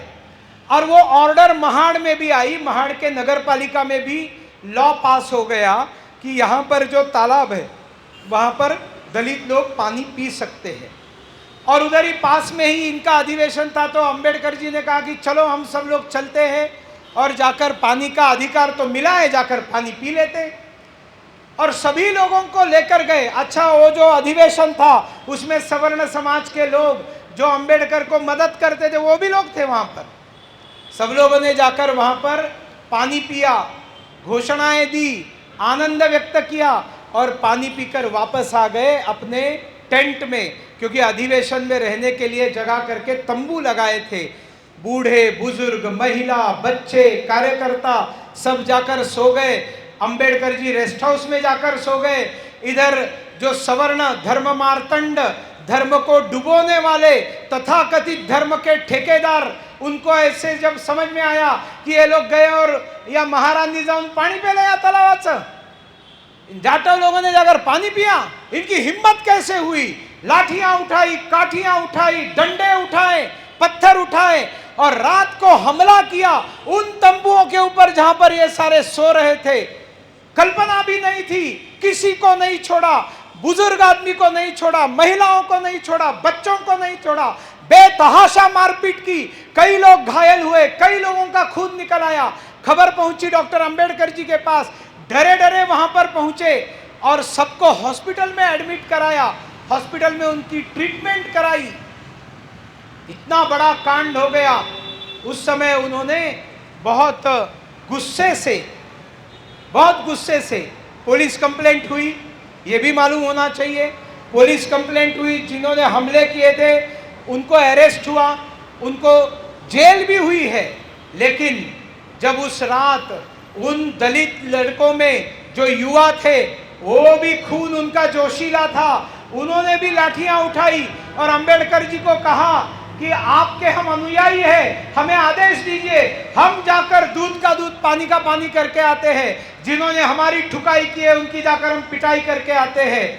डॉक्टर अंबेडकर जी कहते हैं ऐसा करने से हमारा सारा आंदोलन फेल हो जाएगा, हम बदले की राजनीति नहीं करेंगे, हमें हमारे ही समाज में परिवर्तन लाना है। डॉक्टर बाबा साहेब अंबेडकर ने सारी जिंदगी अपमान सहन किया, लेकिन बदले का काम नहीं किया। बदले के लिए जिए नहीं, बदलाव के लिए जिए, बदलाव के लिए जिए, बदले के लिए नहीं जिए। मैं कहता हूं महात्मा ज्योतिबा फुले ने शेतकऱ्याचा आसूड किताब लिखी है। उन्होंने हंटर चलाए हैं इस देश की व्यवस्थाओं के ऊपर, चाबुक मारे हैं उस किताब में। चाबुक को मराठी में आसूड कहते हैं। महात्मा ज्योतिबा फुल्यांनी शेतकऱ्यांचा आसूड ओढला, हिंदू समाजावरती आसूड ओढले, पण हिंदू समाजाचा सूड घेण्याचं काम कधीही केलं। आसूड ओढले पण सूड नहीं घेतला, बदला नहीं लिया, बदलाव लाया। इसलिए ये वास्तविक में महामानव, क्योंकि इन परिस्थितियों में आप जाइए ना, विश्व हिंदू परिषद बजरंग दल वाले बताएं कि कोई अत्याचार हो आपके ऊपर, तो आप जिला अध्यक्ष के पास जाओ और बताओ हम क्या करें। लाठियां लेकर जाए, बोले चलो जाओ लाठियां देकर मैं संभाल लेता हूं। अगर स्व समाज के ऊपर, अपने ही समाज के ऊपर जाकर हमला करना है तो हमने कभी भी उसको परमिशन नहीं देनी चाहिए। ये महानता डॉक्टर अंबेडकर जी ने दिखाई। उसी तरह से और एक आंदोलन हुआ राम का दर्शन करने के लिए। नासिक में काला राम मंदिर है। जिस तरह से स्कूल में अधिकार, पानी का अधिकार सरकार ने उनको दिया था, अंग्रेज सरकार ने दिया था, उस तरह से मंदिर में दर्शन का भी अधिकार दिया था, लेकिन दर्शन मिलता नहीं था। जब दर्शन के लिए उन्होंने कहा कि मैं आंदोलन करूंगा, काला राम मंदिर में जाकर मैं राम का दर्शन करूंगा, तब वहां के कलेक्टर ने सबको साथ में बिठाया और एमिकेबली सेटल करने के लिए उनको समझाया कि ये लोग भी जाएंगे, ये लोग भी जो है पालकी यात्रा में हिस्सा लेंगे और बाद में अंदर जाकर दर्शन करेंगे। लेकिन जब वास्तविक समय आया पालकी निकलने का, ये जो ब्राह्मण लोग थे वहां के, उन्होंने पालकी का स्थान चेंज कर दिया, दूसरे जगह से अपनी पालकी चालू की। अंबेडकर जी को पता चला, वो दौड़कर वहां गए और बोले हम भी पालकी में आपके साथ चलेंगे। वहां पर तैयारी में लोग बैठे थे, मारना चालू किया, पीटना चालू किया। अंबेडकर जी के पास कोई हथियार नहीं थे, उनके पास जो लोग थे उन्होंने कहीं डंडा साथ में नहीं रखा था। वो तो राम जी का दर्शन करने के लिए आए थे, लेकिन राम जी का दर्शन करने के लिए मार खाना पड़ा है। अब जय श्री राम जब बोलते हो ना, तब जय भीम क्या है ये भी आपको समझना चाहिए, समझना आपका कर्तव्य है। इसी राम के दर्शन के लिए जिन्होंने डंडे खाए, मार खाया, लाठियां खाई, और बाद में कोर्ट में उन्होंने तय किया कि जहां पर मैं 14 तड़ जहां हमको पानी पीने के कारण मारा पीटा गया था, वहां जाकर मैं सत्याग्रह करूंगा। और सत्याग्रह करने के लिए सब लोग पहुंचे। तब वहां के कोर्ट ने 144 लगा दिया, बताया कि आप नहीं कर सकते, आपको जमावबंदी, आप कोई आंदोलन नहीं कर सकते। और एक ऑब्जेक्शन उठाया गया कि वो जो तालाब है, वो तालाब एक ब्राह्मण का तालाब है जिसने लोगों को दिया हुआ है, और इसलिए उस तालाब के ऊपर आपका पानी पीना ये कानूनन गैर कानूनी है। कोर्ट का जो फैसला है डिस्ट्रिक्ट कोर्ट का अंबेडकर जी के खिलाफ आया। बाद में हाई कोर्ट में गया। मुंबई के कोर्ट ने जो जस्टिस दिया है, आपको मालूम होना चाहिए, मुंबई के कोर्ट ने जस्टिस दिया कि भले वो तालाब ओरिजिनली ब्राह्मणों का था, उस ब्राह्मण ने एक बार समाज को देने के बाद वो तालाब उसका नहीं रहता है, फिर उसके ऊपर सारे समाज का अधिकार है, जिसके अंदर दलितों का भी अधिकार है। इसलिए उन्होंने वहां जाकर पानी पीने में कोई गैर नहीं था। लेकिन ये फैसला 3 साल बाद में आया। लेकिन वहां पर फिर बाबा साहेब अंबेडकर जी ने क्या किया गुस्सा निकालने के लिए? उन्होंने कहा कि जो ये नियम कानून बनाने वाला मनु है, और इसलिए मनुस्मृति का मैं दहन करूंगा। और उस महाड़ में जो जमा हुआ सारा हजारों की संख्या में दलित उनके कार्यकर्ता थे, उनके सामने मनुस्मृति का दहन करने का काम बाबा साहेब अंबेडकर जी ने किया। और उस भाषण में उन्होंने सवर्णों को प्रश्न पूछा है, जो प्रश्न आप सब लोग सुनिए, अंतर्मुख होकर सुनिए। उन्होंने कहा कि इस तालाब का पानी आप पी सकते हैं, हम नहीं पी सकते। आप इंसान है, हम भी इंसान है, हम में और आप में ऐसा क्या फर्क है कि हम पानी नहीं पी सकते? दूसरा सवाल पूछा, आप इस तालाब का पानी पी सकते हो, आपकी भेड़ बकरियां, आपकी मवेशियां इस तालाब का पानी पी सकती है, लेकिन हम नहीं पी सकते। क्या आपके भेड़ बकरियों मवेशियों से भी हम गए गुजरे? तीसरा सवाल पूछा, आप इस तालाब का पानी पी सकते हो, आपकी भेड़ बकरियां इस तालाब का पानी पी सकती है, हमारी भेड़ बकरियां भी जाकर वहां पर पानी पी सकती है, लेकिन हम नहीं पी सकते। ये कौन सा न्याय है? अंबेडकर की आवाज नहीं सुनी। कांग्रेस स्वाधीनता संग्राम लड़ रही थी। कांग्रेस के किसी भी मैनिफेस्टो में अस्पृश्यता का यहां से उन्मूलन लिखा नहीं था, उनके एजेंडा में भी नहीं था। आज मैनिफेस्टो रिलीज हुआ है ना, मैनिफेस्टो सबका रिलीज होता है। कांग्रेस ने कभी भी अपने एजेंडा में अस्पृश्यता को उत्खात करने के लिए, उखाड़ कर फेंकने के लिए कोई बात नहीं कही थी। डॉक्टर बाबा साहेब अंबेडकर जी ने यह प्रश्न महात्मा गांधी जी को पूछा। उन्होंने यह प्रश्न सभी कांग्रेस के नेताओं को पूछा कि आप इतनी बड़ी बड़ी सभा सम्मेलन करते हो, आप क्यों नहीं कहते कि स्वतंत्र भारत में हम अस्पृश्यता को खत्म करेंगे? कोई जवाब नहीं था। इतना ही नहीं, जब कोई बुरी घटना घटती है, ऐसे संगठन उन घटनाओं की निंदा का प्रस्ताव लाते हैं। कांग्रेस के अधिवेशनों में कभी भी महाड़ में 14 तले पर जो हमला हुआ, उसका निंदा का प्रस्ताव नहीं आया, उसका निषेध किया नहीं गया। काणाराम मंदिर में दर्शन करने के लिए मना किया, मारा पीटा, उसके खिलाफ कांग्रेस के किसी अधिवेशन में वहां पर प्रस्ताव नहीं आया। अंबेडकर जी ने पूछा कि आप गुलामी कर रहे हो अंग्रेजों की, आपकी गुलामी 150 साल की है, 100 साल की है, हम गुलामी आपकी कर रहे, सवर्णों की कर रहे, हमारी गुलामी हजारों साल की है। अंग्रेज चले जाएंगे तो आपका राज होगा, आप आजाद हो जाएंगे, हम तो वही रहेंगे। हमारे लिए तो ये बेटर है, इन्होंने हमें शिक्षा का अधिकार दिया है, इन्होंने हमें समता समानता का अधिकार दिया है, इन्होंने हमें पानी का अधिकार दिया है, इन्होंने हमें दर्शन का अधिकार दिया है। और इसलिए पहली राउंड टेबल कॉन्फ्रेंस जब हुई, गोलमेज परिषद, जिसके ऊपर कांग्रेस ने बाइकॉट किया था, वहां बाबा साहेब अंबेडकर चले गए। अब अंग्रेजों को लगा बहुत अच्छा मौका है, ये दलित शोषित वंचित पीड़ित भारत का नेता आया है, जब कांग्रेस नहीं आई है ये आया है, इसको हम अलग कर लेते हैं। और उन्होंने उसको बाबा साहेब अंबेडकर जी को कहा कि तुम हमारा साथ दो, तुम हमारा साथ दो, हम तुम्हारा उद्धार करेंगे।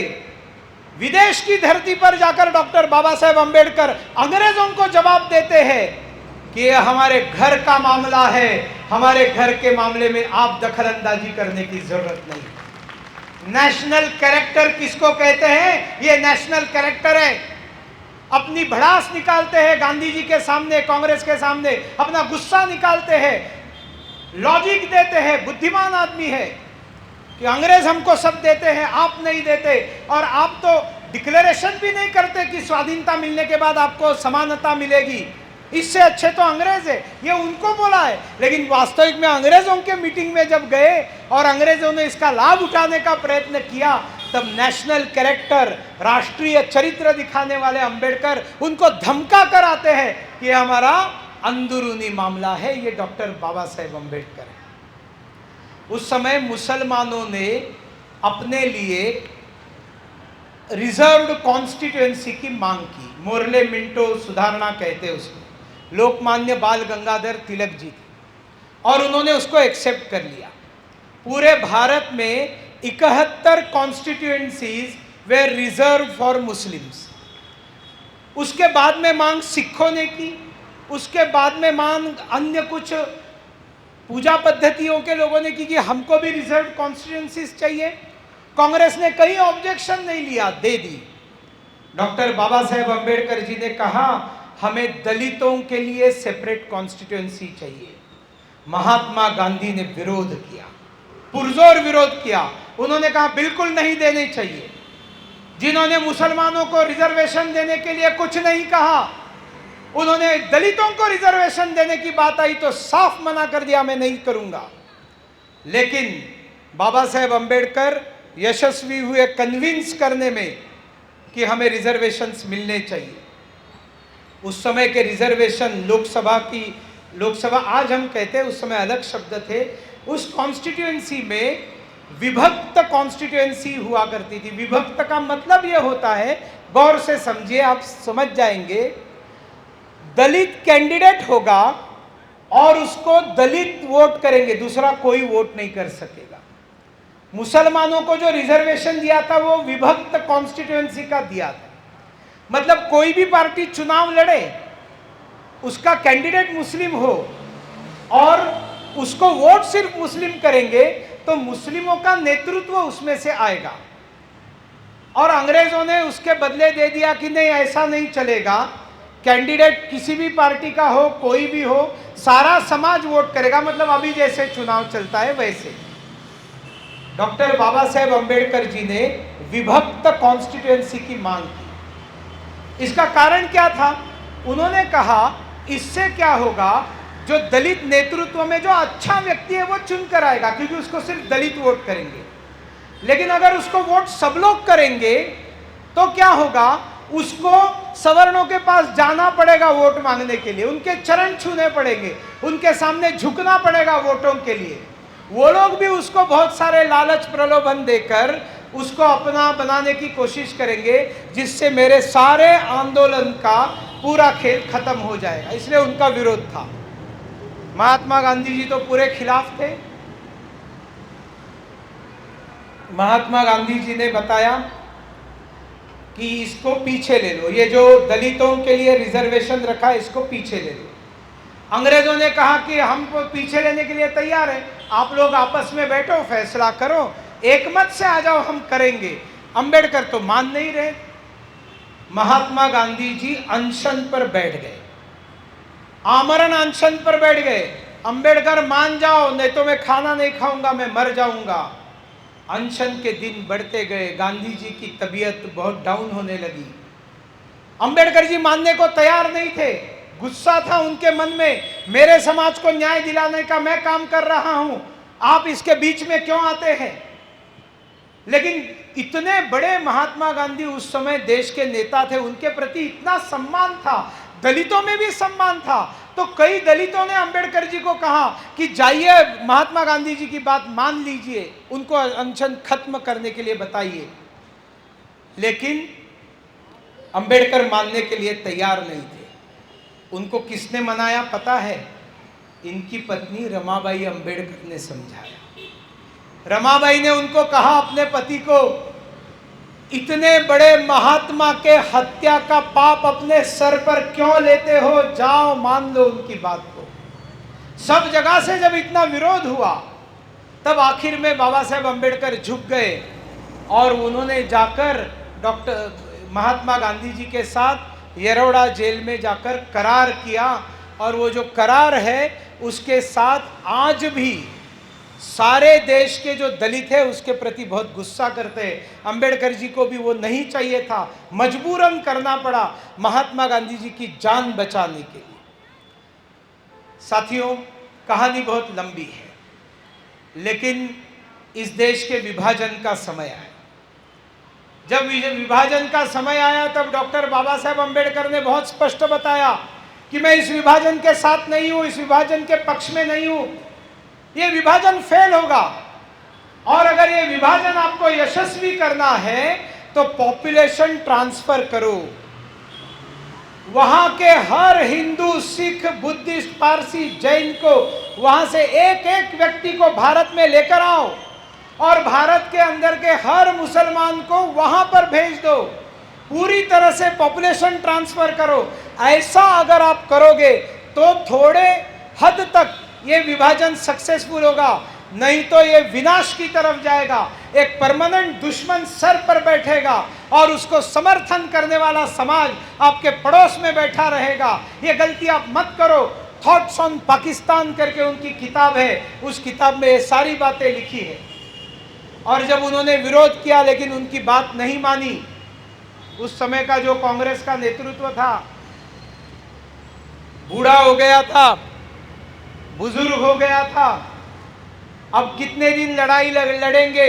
अरे टूटा हुआ ही सही, लेकिन जो भारत मिलता है उस स्वाधीन भारत को हम मान लेते हैं।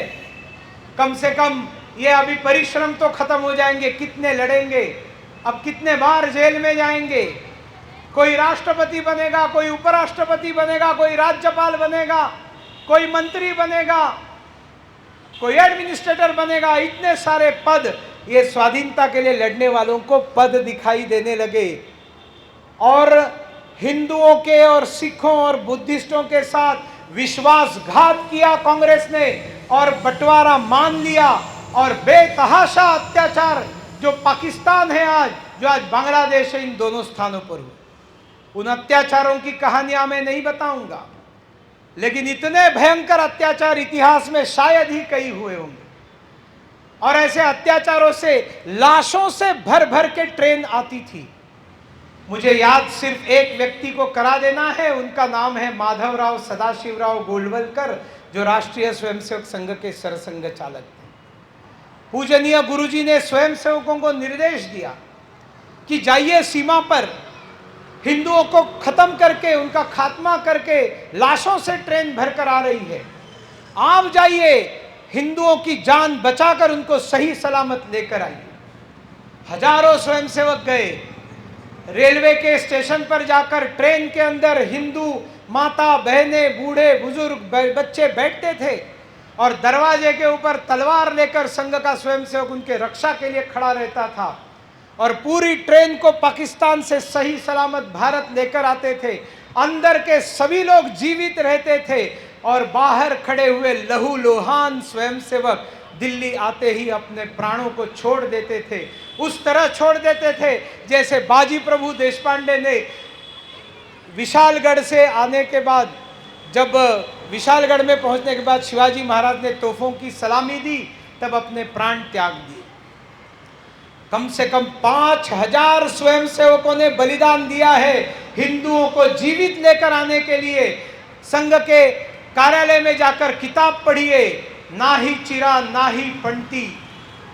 आप वो किताब पढ़ेंगे तो आपको ये सारे बलिदान याद आए।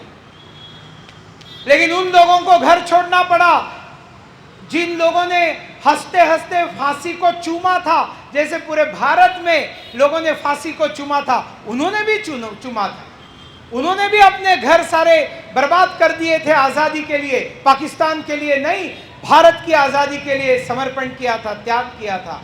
वहाँ की माता बहनों ने भी आंसू बहाए थे, उन्होंने भी कष्ट झेले थे।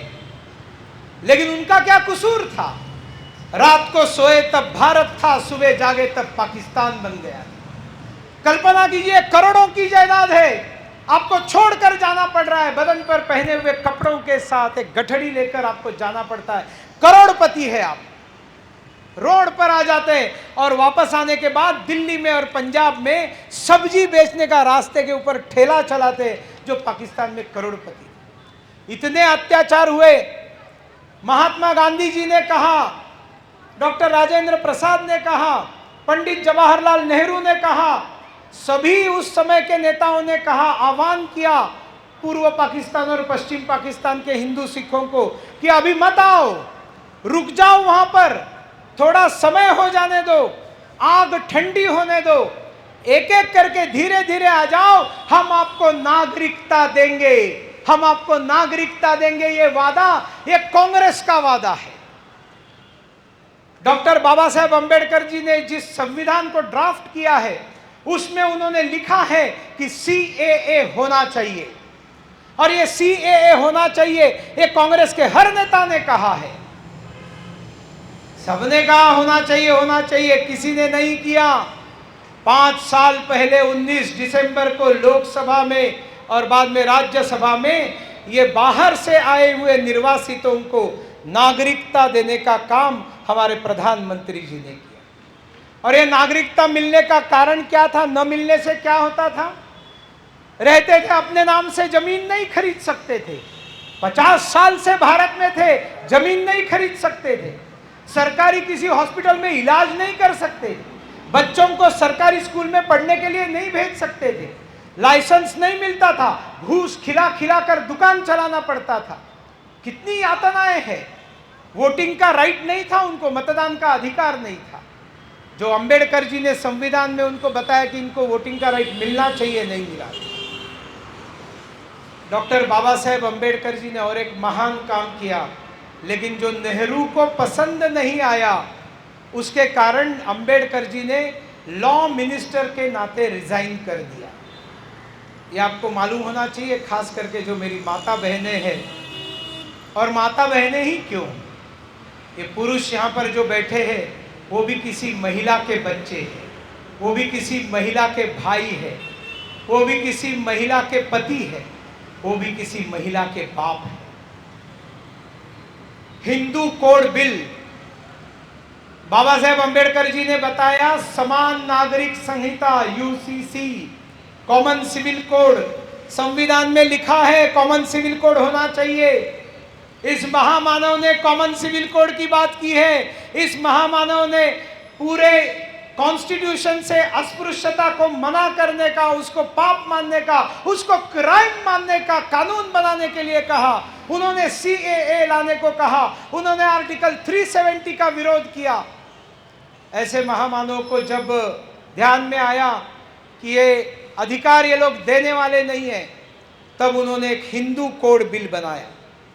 इस हिंदू कोड बिल में ये अस्पृश्यता, इसको क्राइम बताया गया। अगर कोई अनटचेबिलिटी का व्यवहार करता है तो उसको अरेस्ट करके उसको जेल में जाना पड़ सकता है।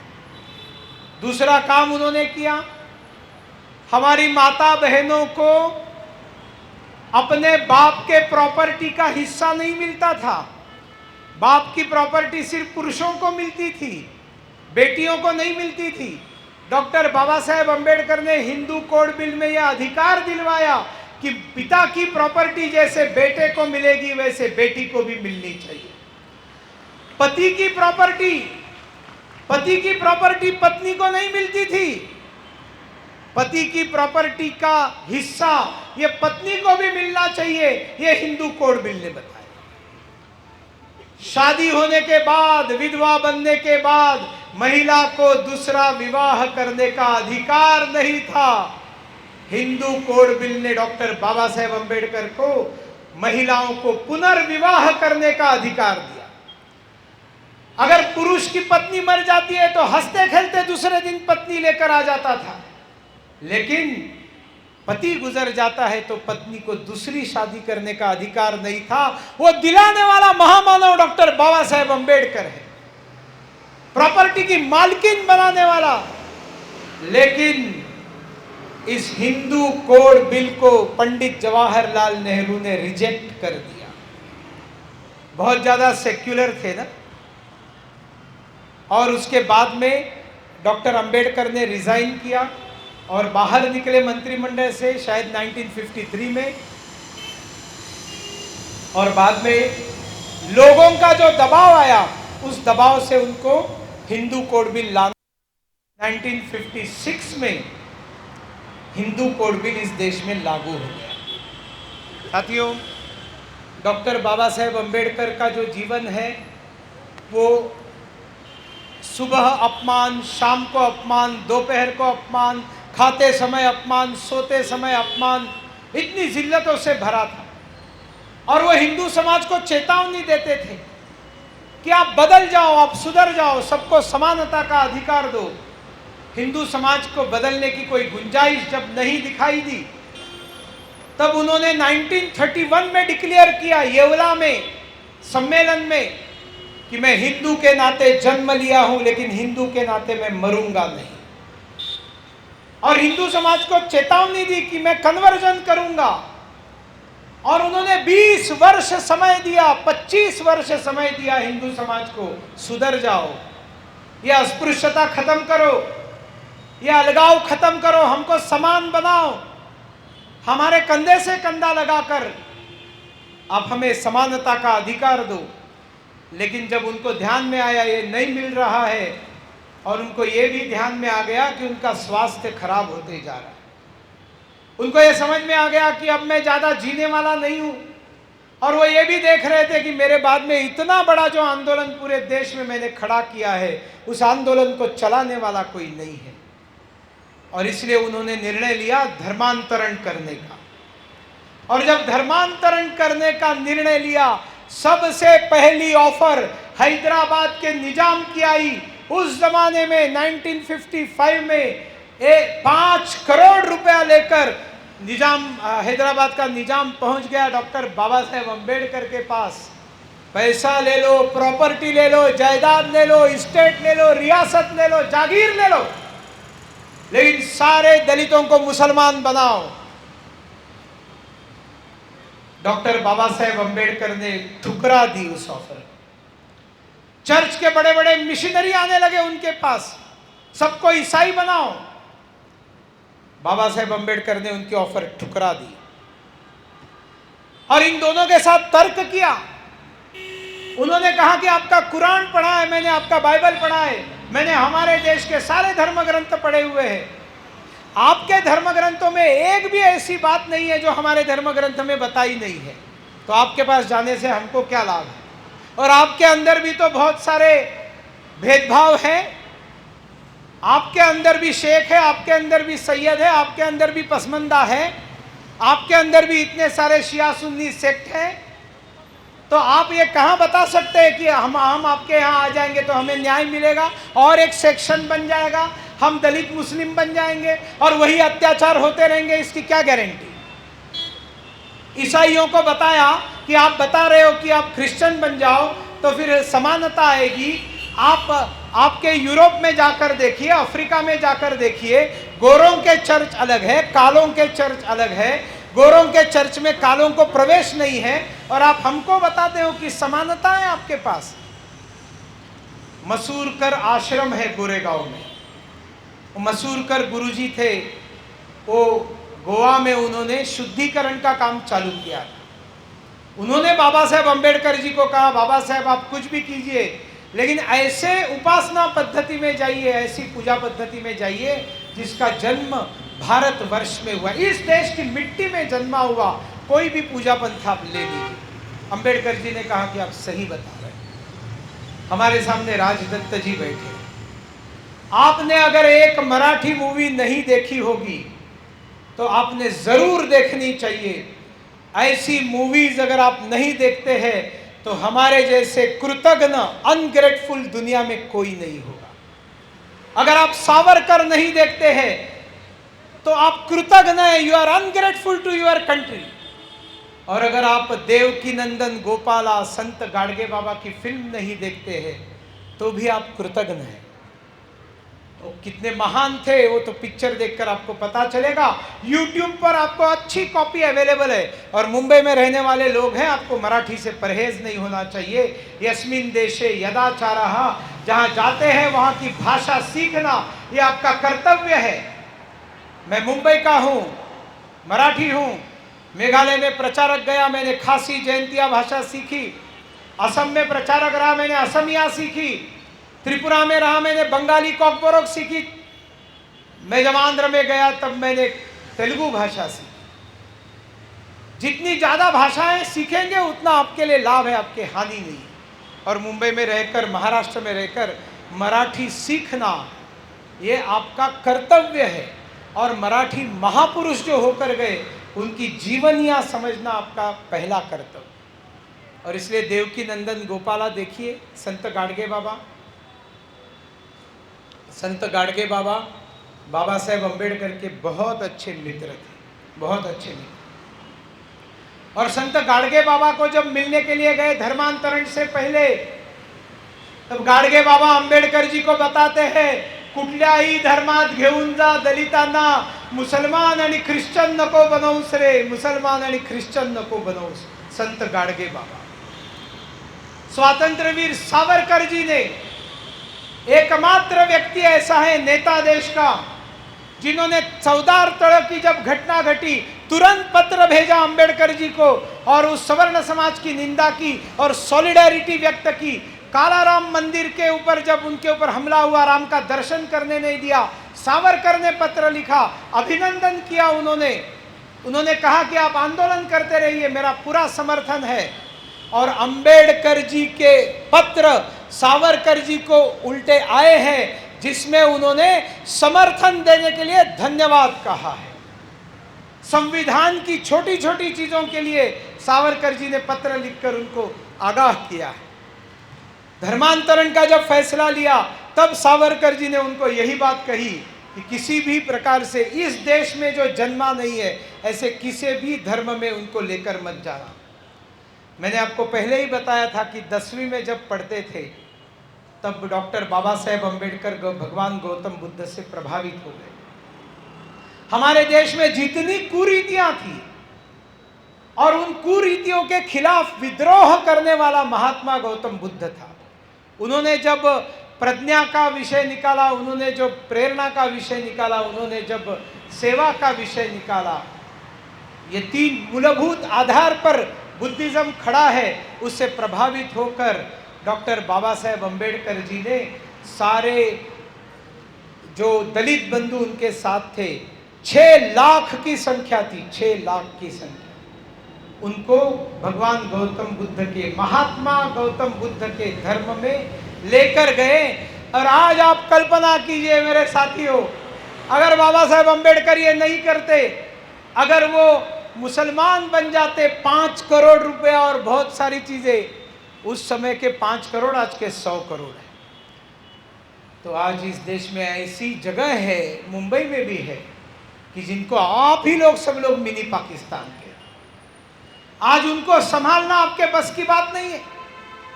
हमारे देश में ऐसे कितने सारे मिनी पाकिस्तान हैं। अगर डॉक्टर बाबा साहेब अम्बेडकर इन सबको मुसलमान बनाते तो आज देश के कितने सारे पाकिस्तान हो जाते, आप कल्पना ही नहीं कर सकते। अगर उस समय दलितों को ईसाई बनाते, करोड़ों लोगों को ईसाई बनाते, तो हमारे देश में कितने नागालैंड, कितने मिजोरम निर्माण होते, आपका जीना हराम हो जाता। आप सब पर उपकार किया है, बाबा साहेब अम्बेडकर ने आप सब पर उपकार किया है।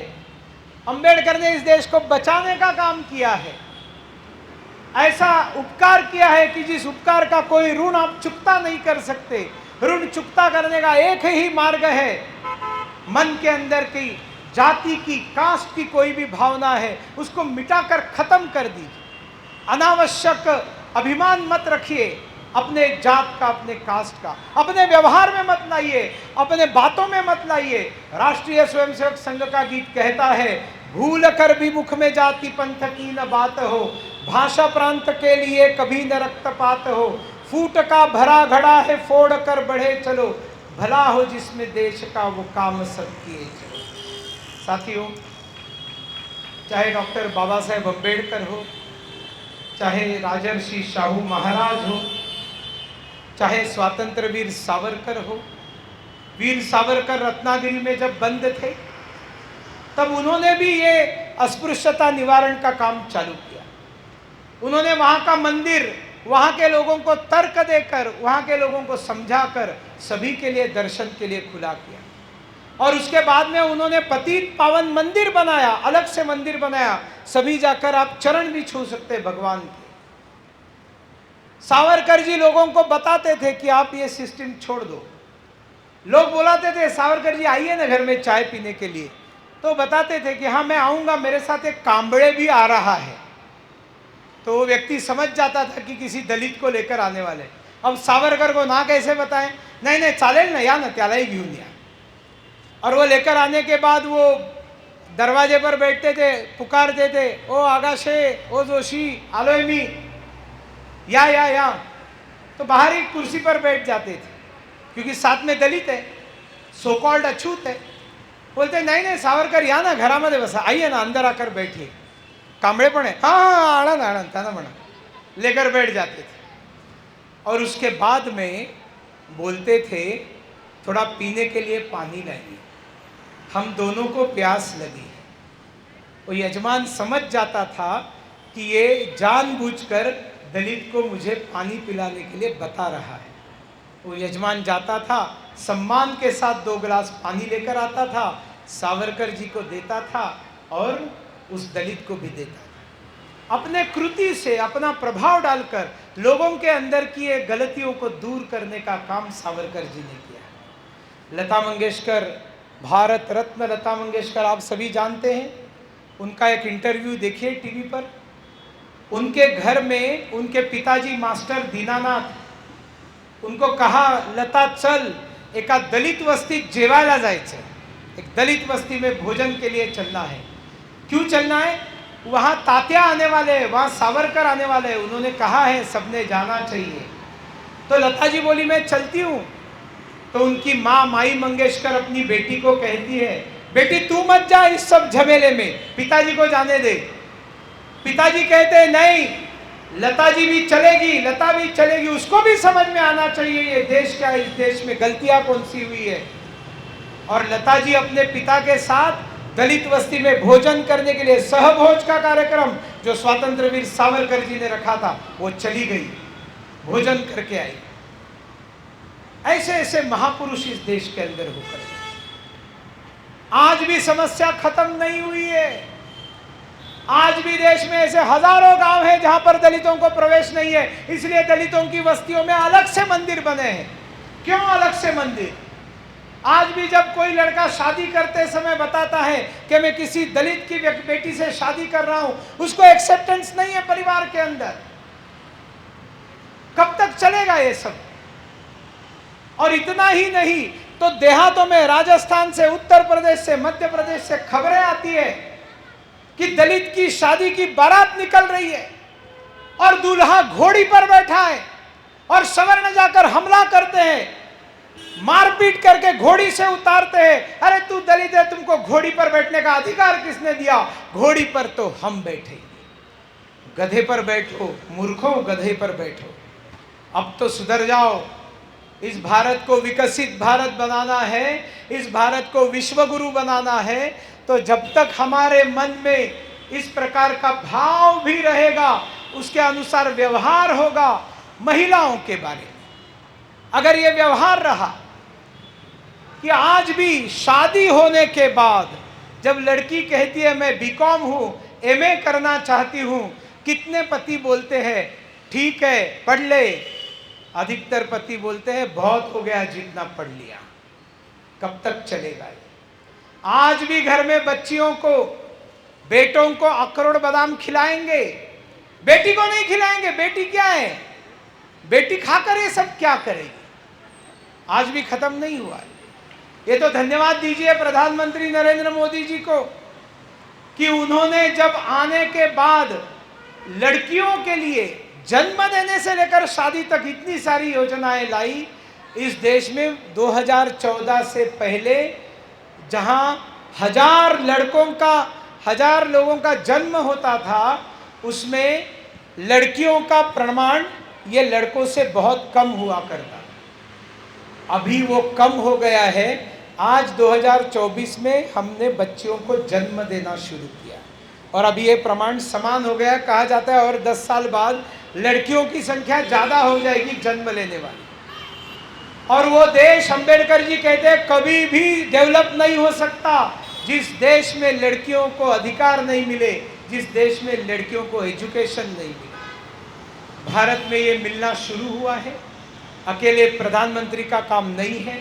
आज बाबा साहेब अंबेडकर जी के जयंती के दिन हम सब लोगों ने, अरे मैंने तो सागर में से गागर नहीं, एक कटोरी निकाल कर आपके सामने रखी है। पढ़िए जरा, किताबें लीजिए, पढ़िए।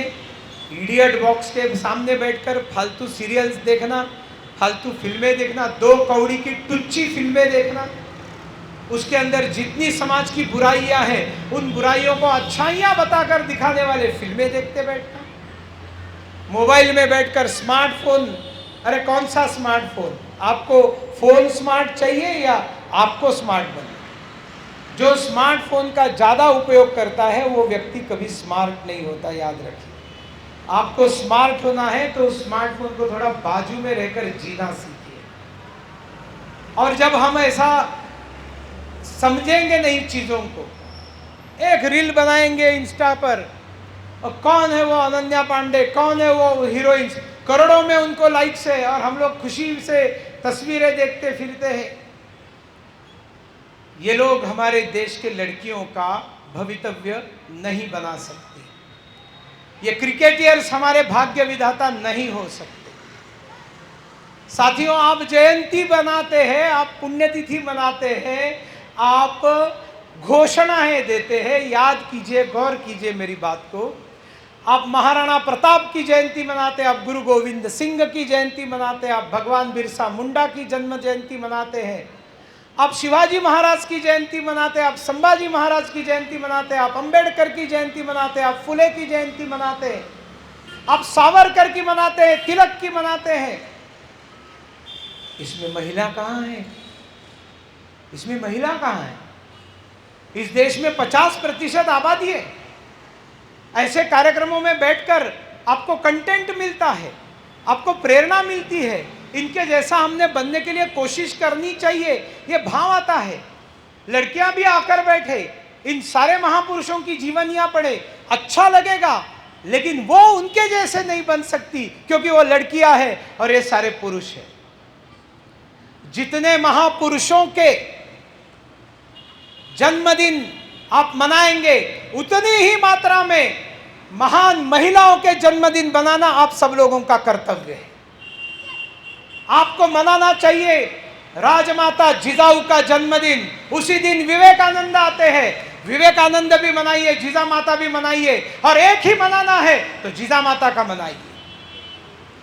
आपको पुण्य श्लोक देवी अहिल्या का जन्मदिन मनाना चाहिए। आपको ज्ञान ज्योति सावित्रीबाई फुले का जन्मदिन मनाना चाहिए। आपको चेन्नम्मा का मनाना चाहिए, रुद्रमांबा का मनाना चाहिए। आपको लता मंगेशकर का जन्मदिन मनाना चाहिए। आप लोगों को इस बात को समझना पड़ेगा कि आप घोषणा देते हो, कौन सी घोषणा देते हो? जय श्री राम बोलते हो, बाबा साहेब अंबेडकर जी की जय बोलते हो, शिवाजी महाराज की जय बोलते हो। बताइए कौन सी महिलाओं की घोषणा आप देते हो? कहां प्रेरणा दोगे 50% आबादी को? आज भी आप देखेंगे इस कार्यक्रम के अंदर 80% पुरुष है और 20% महिला है, उससे भी कम है।